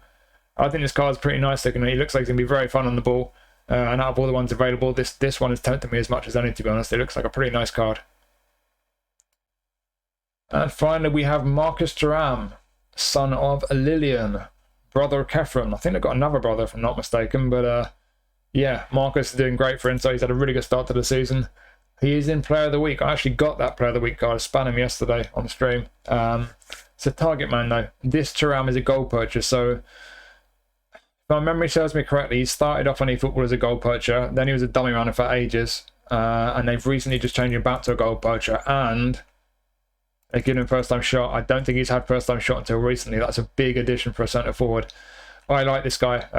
I picked up a 4-star goal poacher GP card of his when he was first in the game. And I've always liked it. And this is a 5-star goal poacher version with first time shot. So based on my experience, this card to me looks like I'm going to really enjoy it, so I may well pick this one up. Like I said, he is in Player of the Week this week. To compare this guy to other versions, that Player of the Week card that's currently available, it's a target man. Obviously, that's a very different playing style to goal poacher. Goal poacher, they're going to be constantly running forward, getting in behind the defence. Target man, they're not. They're going to just stand around and wait for the ball. I do not like that playing style. It's personal preference, though. So the current Player of the Week one's a target man, so the playing style is different, and in terms of the attributes, shuffled around really. In terms of overall ability, pretty similar to this one, but obviously that one's built more for being a target man, better in the air, more on jumping, whereas this one's a bit more built for being a goal poacher. So yeah, there's that one. There's a goal poacher player of the week one as well. This one's slightly better than that card, I would say. Plus, you can train it. And there's one in the France pack, which I've got. The one with Deschamps as the 88 long ball counter manager. That version of Thuram was a dummy runner. And I would say this one is slightly better than that one as well, in addition to the different playing style. But there have been a couple of trainable versions from Legend boxes of Thuram, which were also dummy runners, but in terms of their ability, slightly better than this one. Albeit I don't think they had first-time shots. So, yeah, depending which other version of Thuram you might have, this might or might not be a better version for you. I think it's a pretty good version. It's one of the better ones of Thuram. And as I say, based on my experience using him, personally, I have enjoyed using him before, and that's mainly with a 4-star GP card. And this is a pretty tasty-looking 5-star version, and is a goal poacher with first-time shot. So, yeah, I'm quite keen on this card. Will we do much with the way the points are allocated? Not really. Also, just looking at his GP card, slightly boosted from the GP card. Nothing major, but he is boosted. So it's not a massive boost from his GP card, but obviously it's better. These are all going to be better, but it's not massively better than the GP card. But yeah, in terms of the way the points are allocated, the one concern that you've got really is finishing. For me, I use manual shooting, so I wouldn't touch that. I'll just leave it. And quite often I'll take points away from there because I don't need too many points on finishing with manual finishing. But if you don't use manual shooting, that could be a concern for you. So could you get that up a bit? You could. I mean, where are you going to get the points from? He's not brilliant on the ball. Do you need the aerial? You could maybe nick some from there. It just depends how you're going to use him, really. He's got heading, and he's decent in the air. I've found he's decent in the air in the past, even without aerial superiority. Jumping's not amazing, but he's 6'3", 6'4". Great physical contact. Jumping's okay, so he is decent in the air. He does have heading, but it depends how you're going to use him, really. If you don't plan to put a lot of crosses in the box, you want to use him just as a goal poacher, getting behind the defence. You could take those 4 points from there, and you could get his shooting up by 1. Anywhere else, I don't want to take any from lower body because I don't want the kicking power going down. I'm going to sacrifice some bounce. I don't like the bounce going below 80 either, but if we just... Oh, and the acceleration goes below 90. Yeah, this is what I mean about not wanting to take many points away from the guy. But I think if you really were concerned about the finishing, you might want to do that, and you can put those last points on his on-the-ball attributes, making a bit more comfortable in possession. Yeah, as a more well-rounded build there, and a bit more on his finishing, which a lot of people would feel is important. I would, if you use assisted shooting. That probably is a better sort of well-rounded build there. We've still got good pace on him. Still got some physicality with him. The balance isn't too bad, even though we've taken a few away. Awareness has gone down a bit, which is a shame, but the finishing's gone up by 4 from 84 to 88, so you might prefer that. But you might be happy with the auto allocation. Depends what you prioritize.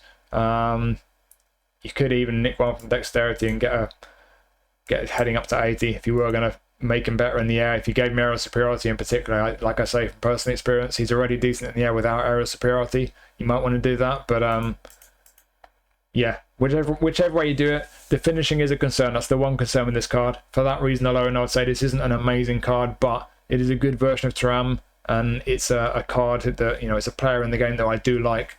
You know, as a goal poacher, he's got the pace to get him behind the fence. He's got great pace.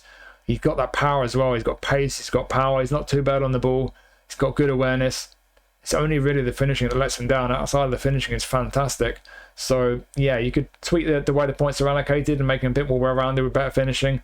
Or if you're careful with the finishing, you leave him like this. Like I say, with the awareness, pace, power. He's got a lot of qualities, this guy, and he's one who I personally have enjoyed using a lot. So I'm very keen to pick this card up, but that finishing might put you off a bit. So for that reason alone, it might not be the best one for you to pick up with a 5-star contract, but for a lot of people, it could be a pretty decent striker to pick up.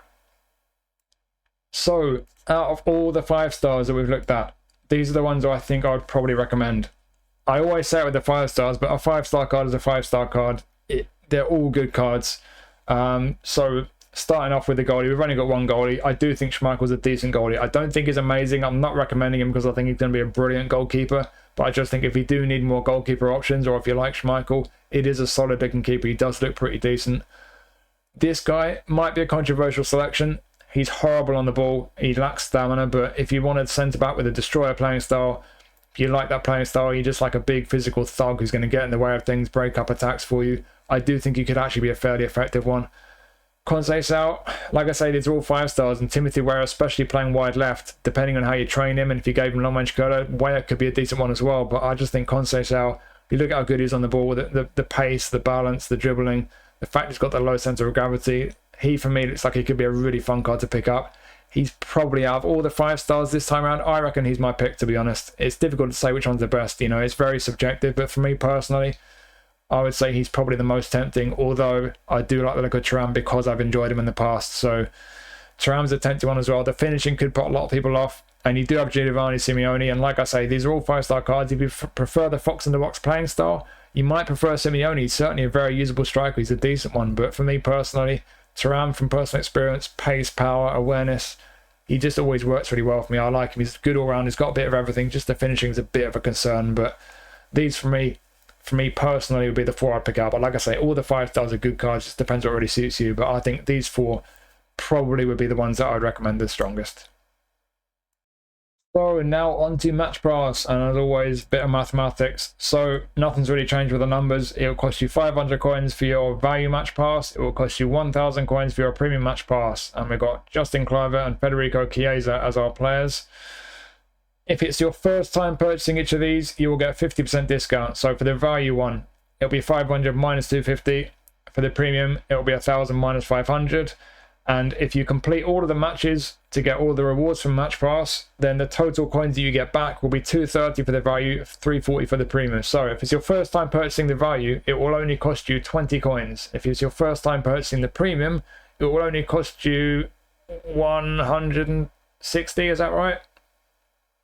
Yeah, I think it is. I'm terrible at maths, but yeah, big discounts if it's your first time purchasing. If it's not your first time purchasing, then it's going to cost you 270 to get the value, and it's going to cost you 640 to get the premium. Correct me if those numbers are wrong. I'm knackered and I'm stupid, but there you go with the numbers. And like I say, we've got Kluivert for our value and we've got Chiesa for our premium. Let's jump over to eFootball Hub and let's see how good they are. And we will start with Kluivert from the value match pass. So let's max him out, boost him up. How good is he? He looks pretty decent, to be honest. So this is interesting. Kluivert, as far as I've seen since the game's been out, he's always been a roaming flank. He's now a whole player, but also he's always, as far as I can recall, he's always had left wing forward and right wing forward, and that's it. This time, I guess this is with the big update. They must have changed him then, because he's now got attacking midfield, which is his new registered position, and he's got left midfield and right midfield. Those 3 positions, he will have whole player as his playing style. If you play him as a wide forward, you can still play him in those positions, but he won't have an active playing style there. But we do now have 3 new positions on Kluivert and a new playing style, which is active in all 3 of those positions. What they've done with him, they've kind of tweaked the way his points are kind of balanced out now. So I'm pretty sure previously he was more about pace and ability on the ball, not so much end product. But now we've got quite a bit of end product with the passing, low and lofted. I think his finishing might have improved a bit as well, possibly as well. Certainly the passing is better than it used to be on any version of Kluivert. I'm pretty sure about that. There have been 2 previous trainable ones. They're pretty similar. One from a Premier League pack as a Bournemouth player, and one from a La Liga pack as a Valencia player. The Premier League one was better than the La Liga one. And like I say, more kind of pace on the ball and stuff, but this one's more about end product compared to those. So it's a different version of Kluivert. Obviously, if you prefer the roaming playing style, you want to play him as a wide forward, you just want the pace and the trickery, you might prefer the old versions of Kluivert to this one. But for me personally, I like a bit of end product, and I prefer using wide midfielders over wide forwards. So I'm quite tempted by this guy, to be honest. Match pass is so unappealing now because the nominating contract players are getting worse and worse. They've been bad for quite a while now. So yeah, there's not a lot of reason to get match pass apart from the players, but just for this player, I'm quite tempted at 500. You get all the coins back, 270 I think I said it was. 270 coins just for this player. I think he's alright, to be fair. He looks alright, he looks decent. I'm not sure how much good form he's going to get though. You look at the form chart here, not a lot of good form for Bournemouth, so yeah, I don't know. But looking at the ability though, decent boost off his GP card. Looks like I think low pass and finishing have had the biggest boost. But yeah, he's better than the GP card for sure. It's a decent boost he's had. I don't know what I would do with the point allocation, to be honest. I'd love to give you a fancy build, but I don't know. The passing's decent. If you look down the skills, what have we got? So double touch, flip flap, soul controls there. You got your ball roll, double touch. chop turn, cut behind Scotch move. He's still got some nice skill, whereas the dribblers are still probably like this guy. Long range curler, great if you play him on the left. He's a right footer. Long range shooting as well. And then we've got pinpoint crossing, outside curler. Interesting. So shooting and crossing. If you're going to use this guy as an attacking midfielder, I would definitely give him one touch pass and through passing. Very important. So skill wise, if attacking midfield is where you're going to play this guy, you need to give him some skills. I would probably be tempted to give him those skills if I played him out wide as well, but it's not as important if you play him out wide. You could play him on the right with pinpoint crossing. Get some crosses in. His crossing will be decent. 85 lofted pass, 78 goals, not too bad. 88 kicking power is great. So he's got a decent cross on him. Play him on the right.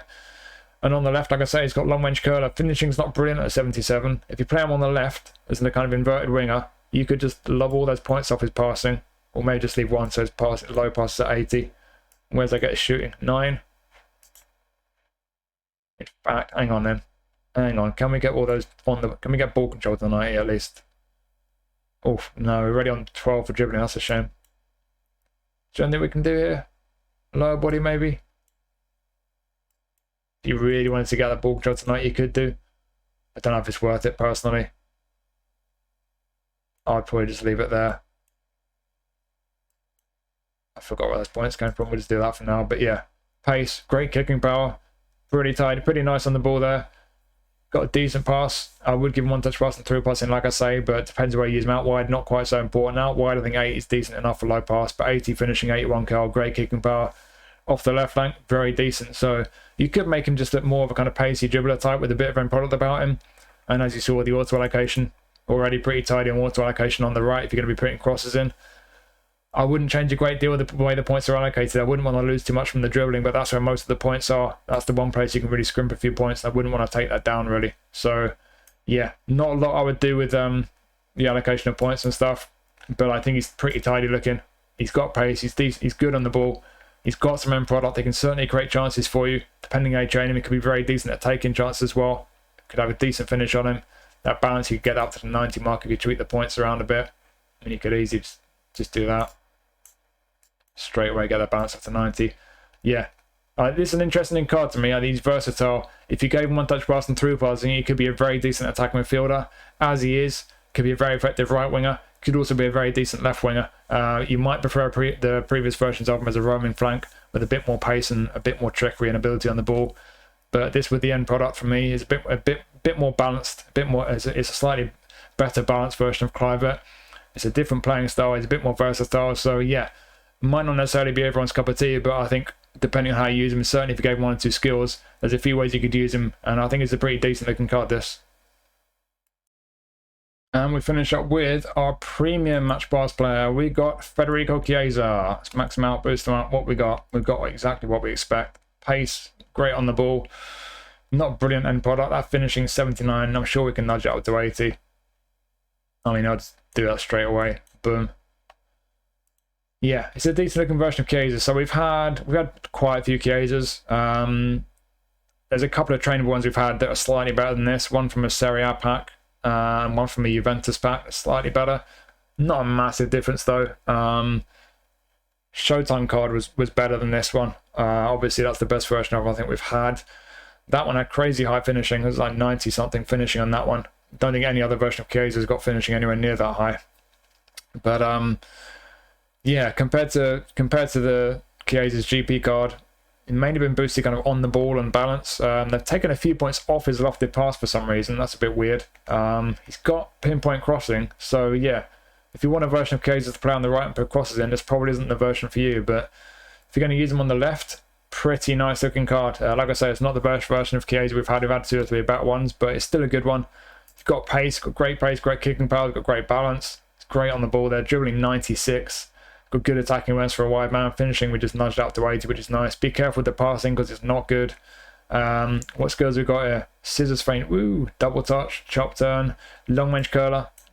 Perfect. If you play him on the left, rising shots, pinpoint crossing. Like I say, they've nerfed his lofted pass compared to his GP card. I don't understand why they've done that. They don't normally do that on trainable ones. Gamesmanship, super sub as well. He's a super sub. I've used him in co-op a few times and he's come off the bench quite a few times and done well for me.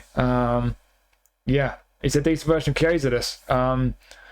Wide left, very effective. Like I say, not the best version of Chiesa, but if you don't have a good version of him, if you're a Liverpool fan, you want a Liverpool version of him, could be a good one to pick up. I always say there's no kind of definitive answer with all these match pass players. No one can tell you should get a player or not get a player. It's entirely down to you. Only you know what value you're going to get out of him. Have you got a lot of left wingers? You got a lot of right wingers? Is he going to give you much value? You're going to use him much? Only you really know the answer to that. But certainly this is a good version of Chiesa, even if it's not the best version. Like I say, I think it's probably one of the worst versions as a right winger if you're planning on putting a cross in with him. But I think most people prefer this guy wide left, cutting inside and getting shots away. He certainly looks very effective at that. Through the middle, SS, don't think his passing is good enough. You can certainly get away with him if you're going to focus more on his shooting. No, similar to kind of using wide left with this kind of a build. As a centre forward, can you use him as a centre forward? Let's just start with the attacking awareness and the shooting. If you put 12 on both of those, and again we have to go up to 13 on dexterity, just as with I forget who we were looking at just now. Was it Weah maybe? It's quite a lot of points, but we can go up to 88 on both of those. Only 4 points left though. Put my speed probably. You could train him as a centre forward. As a centre forward, if you're going to use a centre forward, like a 5-star centre forward, if you're playing divisions or wherever else, you're going to need the awareness and the finishing. We've had to put a lot of points on him to get them there, though. So you sacrificed a lot on the ball. He's nowhere near as good on the ball as he was, which is a bit of a shame for Chiesa. Not as much speed as he had, although the acceleration is obviously fantastic. 98, still good kicking power. So yeah, could you do him as a centre forward? Yeah, if you wanted the awareness and finishing to be high enough to really be an effective centre forward. Like I say, I don't think it's worth it for how much you take away from elsewhere. He doesn't have first-time shot either, but you could give him first-time shot and it could work. I think for me personally, as a centre forward, I would probably just sacrifice a bit on the awareness and the finishing. Take that back down to 85. And then you've got a few more points left to make him better elsewhere like he normally is, like he should be really. At least get that dribbling up to 90 and the speed up to 90. So yeah, you could get away with as a centre forward, but I think he's definitely most effective playing wide left. But again, even if he's not the best version of Chiesa, it is a good one. Certainly wide left, as a kind of wide left player with the pace, the ability on the ball. I think the auto allocation is probably about as good as you're going to get him. Albeit I would nudge that finishing up as I did at the start. So yeah, good version of Chiesa. Is it worth paying 1,000 coins for, or 800 or whatever it is when you get the coins back from the rewards? Maybe, maybe not. For me personally, it's not, because I've got a lot of options in that area of the pitch. But if you don't have any options there, you really like this guy, or if you're a Liverpool fan, you want a Liverpool version of him, for whatever reason, you're going to get a lot of value out of this guy for 800 odd coins. He could be worth having, but I'm not sure personally, because with Match Pass, you just don't get enough benefits these days. Nominating contracts are pretty worthless, really, for the most part. You can get a few free nominating contracts every month anyway, so yeah, it's really just, is it worth paying 800 odd coins just for this card? Only you can really answer that. I think for most people, it's probably not worth it, but certainly for some people, it might be, because this is a good card. So there you go. That is all the new nominating contract players and the match pass players for this month, for this update, whatever you call it on eFootball. As I've mentioned quite a few times in this update, a big factor in all this is the league challenges. You look at these players from Turkey, from Brazil, from Japan. Most of these cards, they're only really going to be useful for those league challenges. And as we all know now, they seem to have region locked those events so that only, you're only going to get to take part in those events if you're living in certain parts of the world, which I personally think is absolutely stupid. I think it's an awful decision. There's already not enough content in the game. There's not enough things to do, and now they've just taken more things away, and in the process, they've devalued Match Pass even more, because there's just nothing to get Match Pass for. There are rarely more than 2 or 3 players in all the nominating contract packs that I really want to get, and you usually get enough nominating contracts for free just from doing your free Match Pass and stuff. So yeah, I think the whole situation around Match Pass and nominating contracts is pretty pathetic right now, but at least it's not as bad as the eFootball point store situation, because that's even worse and not really improving that much either. So yeah, I think the whole game right now is in a pretty dismal state. It's still playable, there's still fun to be had from it, but they just keep making decisions that to me are absolutely just, I don't know, just ridiculous and just don't make sense. They're making too many things worse than they should be making things better. But before I rant too much, yeah, there are your nominating contract players for this month. There's 1 or 2 decent ones. I personally think that Conceição looks like a lot of fun. He's the one to me that I think I'm going to be picking up first. And there's 1 or 2 4-stars that you could find quite decent as well. But yeah, it just depends on what you're going to get value from. And I guess it depends what part of the world you're in, because wherever you are in the world, we're all getting different league challenges now for some weird reason. But there you go. So hopefully you found this useful. As always, thanks for watching. Do really appreciate it. Let me know which players you're going to be picking up, which ones you think are good. Let me know what you think of my recommendations. There's always people who disagree with me, but it's all opinion at the end of the day. But those are my recommendations. It's all my opinion. But yeah, that's that. Like I say, thanks once again for watching. Do appreciate it. I really hope you've got some use out of this video. Don't know when the next video will be. Probably predictions for the week for Player of the Week, and then the actual reviews for Player of the Week on Thursday. And then if they do any other decent packs, reviews for those packs as well. So hopefully I'll be seeing you soon. Jump into the Discord. I'll see you hopefully for another live stream at some point as well. But yeah, cheers for watching again. Take care of yourselves. Enjoy the rest of your weekend. I'll see you soon.